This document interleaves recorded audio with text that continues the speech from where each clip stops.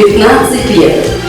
Вы знаете, ребята, что 4 июня 1992 года образовалась наша молодая республика. Лали тоже родилась в этот день. День, когда начался новый этап в истории ингушского народа. О чем пишут в своих сочинениях ровесники республики. О том, что видят вокруг.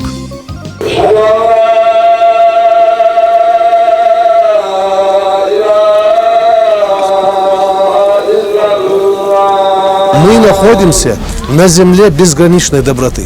Если здесь строится, в мусульманской стране строится православный храм, это есть показатель благополучия. Ну, видно было, что что-то необъяснимое, что-то вот исключительное произошло. Но не знаю я даже, как это объяснить.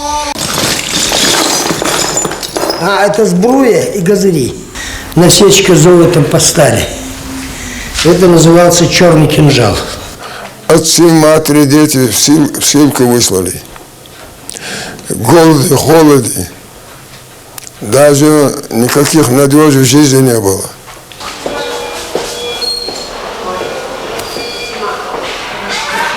На Кавказе вот такого обороны нет. Вот в данное время, в Ниале, это в Ростове, нужно с ним встретиться. В день открытия центра роженицами готовились стать 5 мам. Президент обещал каждой из них по 50 тысяч рублей. Когда об этом узнали другие, рожениц стало в 5 раз больше. И вот когда надевали, желали ей столько-то мальчиков, столько-то девочек, сколько звеньев у тебя там. Наши предки говорили, что самое большое богатство, когда ты уважаем и в цене у своего народа, у своей семьи. Любое уважение начинается с собственного дома, с собственного села, с республики. Трагедия репрессированных народов. Нет ни одной ингушской семьи, которая не пострадала бы от геноцида. Депортация сломала судьбы, жизни ни в чем не повинных людей. Тогда, в 1944-м, обвиненные в пособничестве фашистам, десятки тысяч семей, детей и стариков были высланы далеко за пределы своей родины. Чудовищные переживания. Скотские вагоны, зима, холод, голод, оскорбления. О том, что ему пришлось пережить, Тагир Бекбузаров может рассказывать часами. Все его родственники погибли, так и не вернулись домой. Обратную дорогу осилил только он. Ну а какие дни были для него самыми счастливыми, говорит в 1954-м, когда им, переселенцам, разрешили выйти из резервации и свободно перемещаться по Казахстану.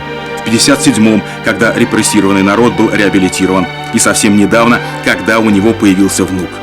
Верит, что на его долю подобные испытания не выпадут никогда. Какая может быть обида, если так получилось? На кого обижаться? У меня все похоронены там. Что? Трудно говорить, когда комок в горле. Когда от воспоминаний наворачиваются слезы на глазах. Мурат Паланкоев – народный художник Ингушетии. Его знают на родине и за рубежом. Талантами не обделен. Кисточку берет или камень, и всегда у него в итоге произведения искусства получаются. Начал вот строить во дворе башню. Точно такую, как строили предки много веков назад в горах Ингушетии. До сих пор с 7 века там стоят. Служили они народу ингушскому и как жилище, и как защита от врагов. И еще, по легендам, одним главным свойством обладали – оберегали от невзгод и несчастий. Мне нужно 5 камней сделать. У меня похоронены в Алмате 2 брата, отец, мать и сестра. Вот им я хочу поставить здесь на кладбище этих 5 камней и привезти оттуда немного земли. Ну, сестра привезет, когда будет приезжать землю. Вот все. Вот такие чтобы какая-то память, чтобы была здесь о родителях, о братьях. Память о всех жертвах геноцида Мурат уже увековечил. По его проекту на развилке дорог между Назранью и Магасом построен этот мемориал. Это боль, это, конечно, это историческая память, это то, что люди не должны забывать. Есть четкое понимание, что народы, которые проживали в Советском Союзе в тот период, очень многие тоже пострадали. Есть четкое понимание и благодарность тому многонациональному народу Киргизии, Казахстана. Я, кстати, в присутствии нашего президента Владимира Владимировича Путина подошел к президенту Киргизии и Казахстана, поблагодарил Это вот прошло 60 лет, я их поблагодарил, что они приняли в тот сложный период народ, который был изгнан своей родины исторической. Это было вопиющее безобразие. Это был такой, если хотите, государственный терроризм по отношению к конкретному народу. И не только ингушский народ, и у нас 13 репрессированных народов. Но самая главная ценность вот в этой ситуации, то, что сегодня Россия выбрала демократический путь развития. И мы сегодня делаем все, и должны в стране делать все, чтобы нигде, ни с каким народом никогда это не повторилось. Кстати, президент республики сам из семьи репрессированных. Он родился в 1957 году в Киргизии, куда были высланы его родители. Башни, скованные колючей проволокой, напоминают о трагедии ингушского народа, о годах его депортации. До сих пор более 30 тысяч ингушей живут вдали от родины.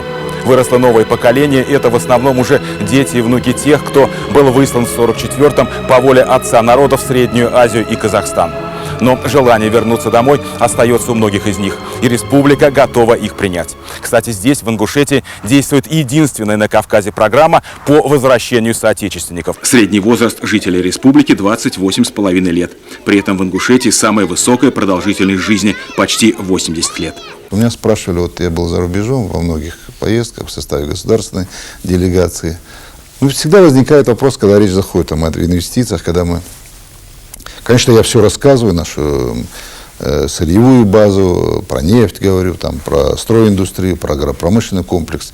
Но первое, что я говорю всегда, что самое большое богатство – это люди. Я была очарована президентом Ингушетии и всем, что он делает, признается Анджелина Джоли, без оглядки на Брэда Питта. Хотите верьте, хотите нет, но в последнее время кражи невест в Ингушетии стали чаще. И я понимаю, почему, оказавшись рядом с такой красавицей. Вы хотите, чтобы вас украли? Нет. Отворот-поворот. Как украсть невесту и избежать кровной мести. Я давний друг России, жалею, что до сих пор не побывал в Ингушетии. Пьер Карден мечтает приехать на Северный Кавказ. Для любого ингуша родовая башня – это все-таки начало-начал. Это то, к чему в конечном итоге возвращаешься. Это то, когда происходит переоценка ценностей, и когда какое-то ты решение принимаешь, все равно ты думаешь, а что по этому поводу могли думать твои предки, а как вот поступили бы они. Камень в основании башни дороже любых драгоценностей. О людях и обычаях, нравах и традициях ингушского народа в нашей следующей программе.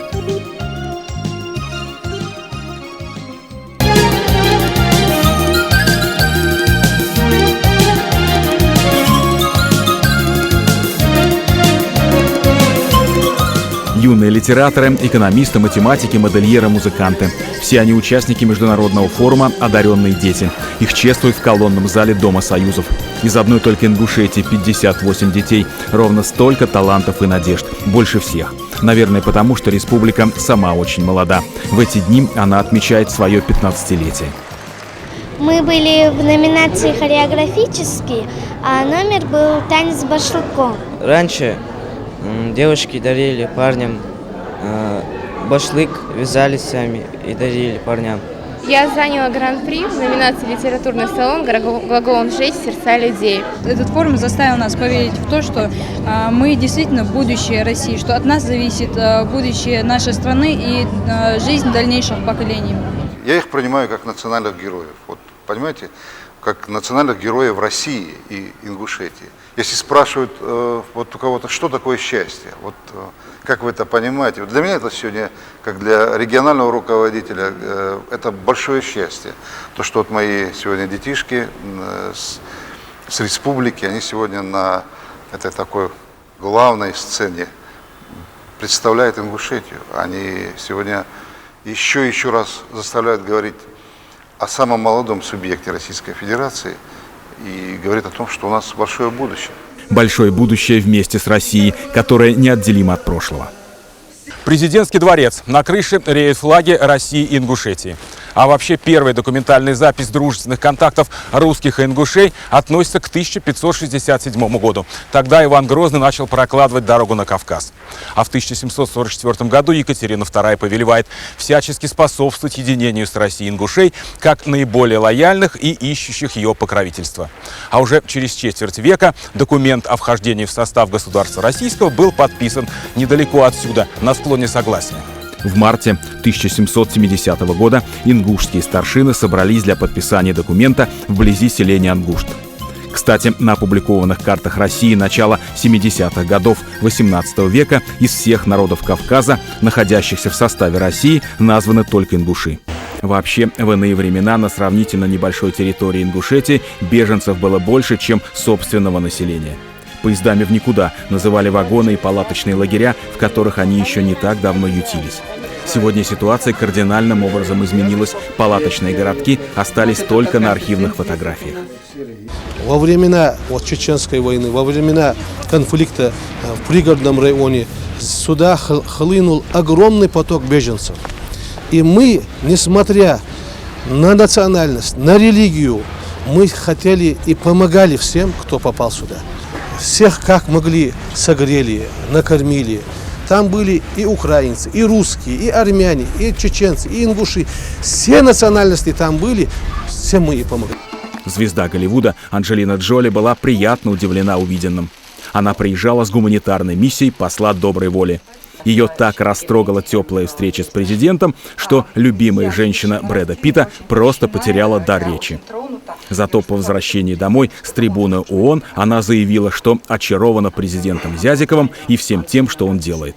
Безусловно, Анджелина Джоли и другие кинодивы, они очень красивые, и мы общались, но у нас в Ингушетии, в России очень много красивых женщин, и даже многие есть и красивее, хотя я думаю, что это она не услышит, Анджелина Джоли. Но, тем не менее, у нас очень такое трепетное отношение, доброе отношение к женщине, потому что женщина – это мать, это сестра, это подруга, это то, с чего начинается жизнь. Жизнь этого малыша началась всего месяц назад. Третий ребенок в интернациональной семье. Николай Галибегашвили – грузин, Ольга Бородина – русская, а жить они приехали в Ингушетию.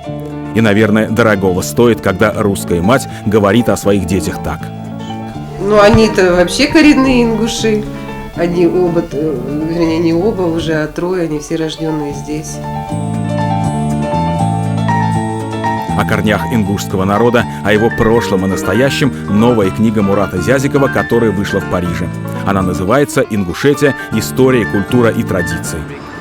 Получил огромное удовольствие, прочитав книгу. До этого я, честно говоря, не имел представления даже о том, где находится эта республика. Что-то слышал о Северном Кавказе, где неспокойно. Теперь понимаю, как мало мы знаем об этом замечательном крае. Признаюсь, история и культура народа Ингушетии меня тронула до глубины души. В общем, для меня открылось новое знание о республике и о ее президенте Мурате Зязикове, который написал эту книгу, обладая без сомнения любовью к своему народу, глубокими знаниями истории и от чистого сердца. Больше узнав о культуре ингушского народа, знаменитый кутюрье Пьер Карден готов принять ингушские танцевальные и фольклорные коллективы на сцене своего театра. Я подтверждаю свое приглашение. Такая самобытная культура не просто достойна, должна быть представлена повсюду в Европе. Если ингуши, как пишет автор, центр солнечного сплетения на Кавказе, то их искусство – это солнечное сияние настоящего творчества, будь то танцы или костюм. Вообще, мэтр высокой моды не подозревал, что идеал женской красоты мир позаимствовал из Ингушетии.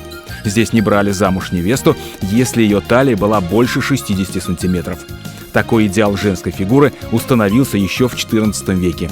Это пояс ингушской невесты, называется техкар. Он состоит из 12 звеньев, которые в окружности составляют ровно 60 сантиметров. И есть еще этот пояс. В этот пояс не укладывается талия девушки.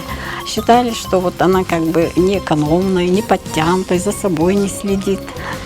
Зина Инаркиева – главный консультант Ингушетии по свадьбам. Ее салон подвенечных платьев знаменит далеко за пределами республики.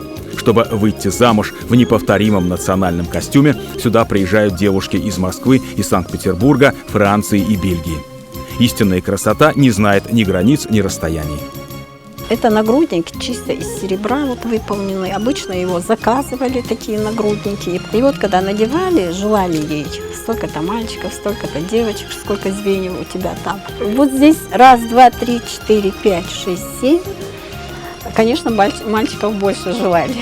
Если нету мальчика, если его в доме нет, он имеет право жениться на второй, на третьей, до тех пор, пока они не появятся. Семейному счастью этой молодой мамы ничто не угрожает. У нее это первый ребенок и сразу мальчик. Мы очень рады, что наконец-таки у нас появилось новое здание, хорошие условия, что даже завтра выписываться не хочется. На достигнутом молодая мама останавливаться не собирается, хочет еще 5 мальчиков и 2 девочек. По уровню технического оснащения Центр охраны материнства и детства один из лучших в стране. Он может принять всех рожениц республики, рассчитан на 7 тысяч пациенток в год. Именно столько женщин в Ингушетии становятся мамами. С вами вместе прошли по палатам, увидели счастливые лица мам. Ну а что еще нужно в этой жизни? Трудно предсказать, кем станут эти новорожденные, когда вырастут. Но будущего руководителя, как она сама, Хава Евлоева, определяет уже сейчас по голосу. Вот представьте себе, девочка. Значит, мы зарекаемся, сегодня говорим о том, что и быть ей руководителем. Быть ей просто счастливой и еще одаренной и талантливой, что важнее. Такой, как сегодняшние ровесники многонациональной республики Ингушетии, которыми гордится президент.